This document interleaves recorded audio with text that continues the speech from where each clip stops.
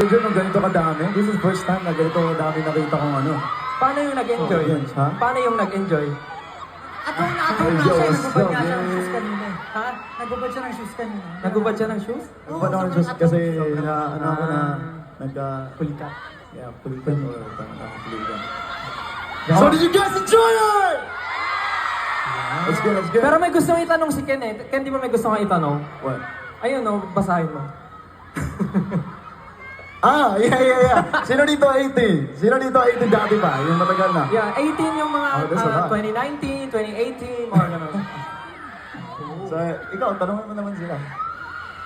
Ito ang tanong ko. Anong meron tayo? Anong mga ganap natin? Hindi, bago tayo. Sino muna yung mga bagong 18 dito? Yung mga bagong convert na 18, hello po. Convert. Maraming salamat po sa pagsuporta sa amin. Sana hindi po kayo nagulat na ganito pala itsura namin sa personal. Maraming salamat guys.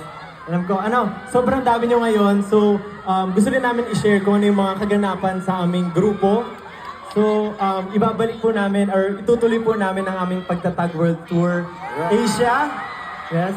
Yan po ay magaganap sa April 24 at The Agenda, Dubai Media City. So, ayan po sa mga taga-Dubai, may pamilya sa Dubai. Sana po yung ma-invite nyo sila. Ayan. At syempre, pupunta rin po kami sa April 29 at Japan Pavilion, Tokorozawa, Sakura Town. Ayan, sa Japan.